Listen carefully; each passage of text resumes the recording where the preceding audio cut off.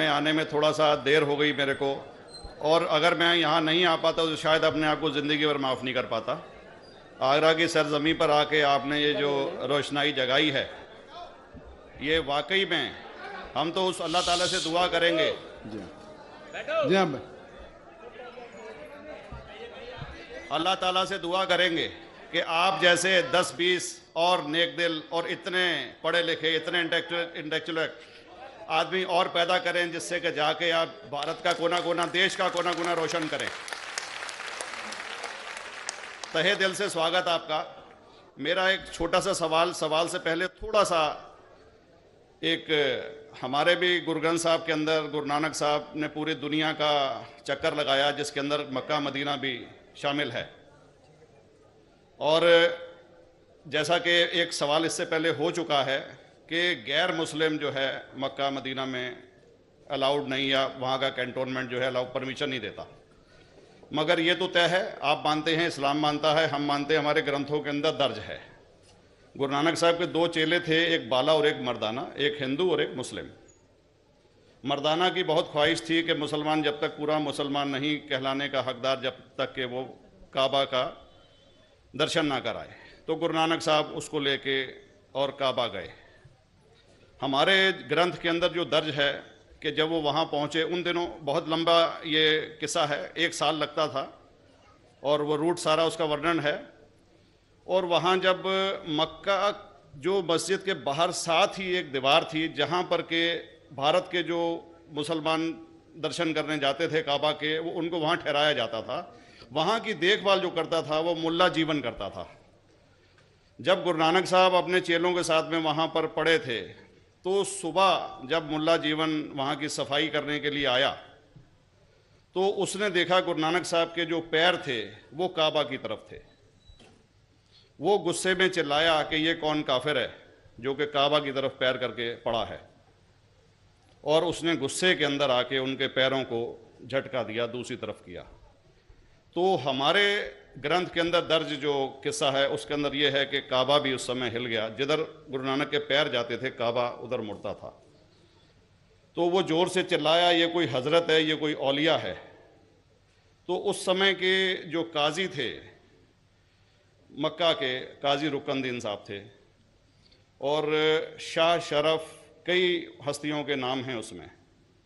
तो मैं ये जानना चाहता हूँ कि ये वर्जन को आप मतलब एग्री करते हैं, और करते हैं तो इसका हमारे मुस्लिम ग्रंथों के अंदर किस तरीके से उल्लेख? सवाल पूछा अपने गुरु ग्रंथ साहिब के मुतालिक, और अल्हम्दुलिल्लाह मैं भी गुरु ग्रंथ साहिब पढ़ चुका हूँ।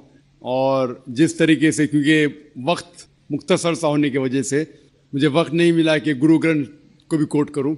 आपका सवाल का जवाब देने के पहले मैं आपसे ज़्यादा चाहूँगा कि इवन गुरु ग्रंथ की किताब पढ़ेंगे आप, ग्रंथ जिसे अधिग्रंथ कहते हैं, और कोई सिख से पूछेंगे कि खुदा का तसव्वुर क्या है, सबसे बेहतरीन जवाब कोई सिख दे सकेगा, वो आपको कोट करेंगे जापू जी, जो गुरु ग्रंथ साहिब अधिग्रंथ के सबसे पहले चैप्टर है, सबसे पहला श्लोक, जिसके कहते हैं जापू जी। इसके मानी है कि God is true, he is only one, he is not begotten and is free from fear and want. क्योंकि मैंने अंग्रेजी में पढ़ा हूं, इसलिए मैं अंग्रेजी में उसे कह रहा हूं कि खुदा एक ही है, वो हक है, और वो ना किसी को जना है ना किसी को जनेगा, और वो इमॉर्टल है, ना कभी मर सकता है। और इसको सिखिज्म में जो खुदा को कहते हैं Omkara, in manifest form he is Omkara, and unmanifest form he is एक ओमकारा।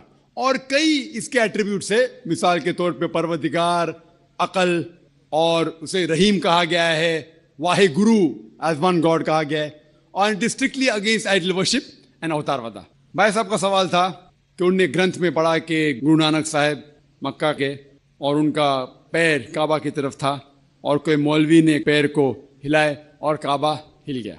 क्योंकि ये age of science and technology है, अगर कोई चीज़ जो किताब हजारों साल पहले लिखी गई है, 10,000 साल या 4,000 साल, तो शायद उसके बारे में हिस्टोरिकल रिकॉर्ड मिलना मुश्किल है। हालांकि इवन जीसस क्राइस्ट के बारे में 2000 साल हिस्टोरिकल रिकॉर्ड है, क्योंकि सिखिज्म जो एकदम नया मजहब है, जितने मजाहिब के मुकाबले हिंदुस्तान में नया है, कुछ सैकड़ों साल पहले 15th सेंचुरी में, toward the end of the 15th century, Guru Nanak साहब जो पंजाब के थे, ये मजहब तो कायम हुआ हार्डली 400-500 या 400-500। और अगर ये मान लो, सपोज मिसाल के तौर पे मान लो, मैं क्यों कह रहा हूं कि मैं नहीं चाहता हूं किसी को बुरा लगे, मान लो ये सच है, मान लो अगर 400-500 साल पहले अगर ये होता था कि काबा इधर से उधर हिल जाता था, तो हिस्टोरिकल रिकॉर्ड में बिल्कुल लिखा होता था। और कई हिस्टोरिकल रिकॉर्ड में ये नहीं कि काबा हिला इधर उधर, कई हिस्टोरिकल रिकॉर्ड आप देखेंगे, हिस्ट्री इतनी अल्हम्दुलिल्लाह 800-900 साल पहले, 1000 साल पहले जो मुगल ने किए बिल्कुल लिखा हुआ हिस्टोरिकल रिकॉर्ड में। तो ये कहना कि गुरु नानक साहब वहां गए और काबा हिल गया, ये बिल्कुल साइंस के खिलाफ है, क्योंकि साइंस में कोई भी रिकॉर्ड नहीं है, वहां के देश के रिकॉर्ड में कहीं भी नहीं कि काबा हिला।